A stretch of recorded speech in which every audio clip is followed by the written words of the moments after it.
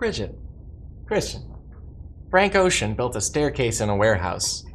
And it's like the biggest thing that's happened in music. You need to know about it if you don't, and we need to talk about it if you do. So if you're not totally on top of it, quick version, it was like we've been waiting for 4 years for Frank Ocean's album, and then all of a sudden we got a visual album, an actual album, pop-up stores where you can get the album, a magazine along with the album, and we can't play any of it for you because of copyright and because you should go, support music. The pop-up store thing was really interesting too. A bunch of pop-up stores in major cities happened everywhere, and not promoting Endless so much as it was promoting the other album, Blonde. Really quirky of him too, because he didn't tell anybody about it. Just kind of they started showing up, and then word of mouth got around. And then you can get just a fun zine that Frank Ocean and his friends put together. Yeah, with a fantastic poem by Mr. Kanye West about McDonald's. Frank Ocean's the lead story, but the buried lead other story is that a dozen world famous musicians made a yearbook club. They put out a zine. So Frank Ocean's album, the non-visual one, was supposed to be called Boys Don't Cry. It turned out to be called Blonde. And it's pretty epic, I would say. Yeah. This is what you think of when you think of Frank Ocean. And there was a music video released for Nikes, which is the first song on the album. Really strange music video. And nudity. A good deal of nudity. It came out, and I was listening to it while doing work, and all of a sudden I was at my desk, and I was like, I think I'm about to cry. Which was really distracting me from my crying at my desk. Right, yeah. There was About just stuff. Don't ask me. There's some kind of sound collage-y parts of it. Yeah. There's a voicemail from his mom. And I think they got a voicemail with his brother on it. His brother Ryan, his name on Twitter, he made it something like "Boys Don't Cry" on, which is really great. But he freaked out about the voicemail being on there. He was like, "I was so young, this is embarrassing." But embarrassing your brother with an album, do it. Yeah, really would love if it just came out clear that this was intentionally better than Endless.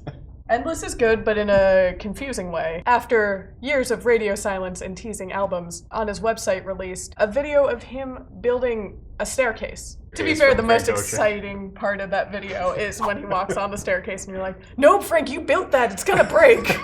It's also, if you haven't seen the staircase, it's not just staircase in my house. It's kind of a spiral and very blocky and leading nowhere. It's like the staircase you would build for the middle of a villain's house. Part of why we even care about this at all is he's quite a good musician. It's maybe his experimental phase that we're getting into now. I mean, it all kind of seems experimental, but genius experimental. With an artist like that, I'm always afraid they're going to make a thing, I'm going to be like, oh, this is really above my level. And then they're going to do some interview where they're like, yeah, and after that, now I want to get experimental. And I'm going to be like, oh, I'm really dumb. I don't get anything. Stick to what I understand. Oh, boy. Oh, so much Katy Perry now. So is this a piece of art, or is it a record contract escape maneuver?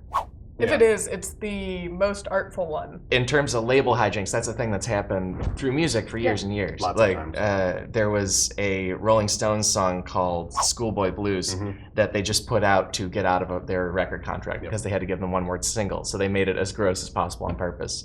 And there's a Van Morrison album where he owed his record company 30 more songs. So he took a guitar and played 30 more songs in an afternoon. This happens all the time, but this might be sort of the most artful and drawn out and built up version of it I've ever seen. This one is like giving your boss the bird while doing a gymnastics routine. That is the level of artistry here. Because it turned out that when he released this visual album, Endless, that was released under his contract with Def Jam Records, which is part of Universal, which is a very big company. It turns out that was his last album on that contract, and then he immediately released a possibly better regular album under his own personal label called Boys Don't Cry, which is a name he's been promoting for 3 years. In his defense, you get notoriously bad deals for artists on their first deal. Now that Frank Ocean has given us 17 different kinds of media in 1 week, after a 4-year goose chase, what's your favorite metaphor or experience or whatever you got out of it? I like the metaphor of Kanye West's poem, "The Sneaky Fries are Universal Music Group, and the smooth apple pie is Frank Ocean." I do like the staircase thing. So if it is the metaphor for Universal Music Group making him do this endless task, that is a very cool metaphor to proceed dropping Blonde, which is a fantastic piece of art. I'm super thrown that it's called Blonde, but on the cover of it, his hair is green. Yeah. What's that about, Frank? Let us know. Really let me know. I'm not very smart.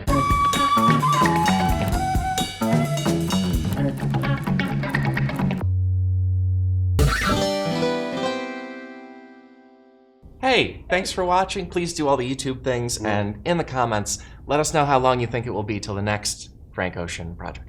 Yeah. And what will it be? Will it be a regular music album? Oh, Will it be stores? possibly. Will we get a lunchbox?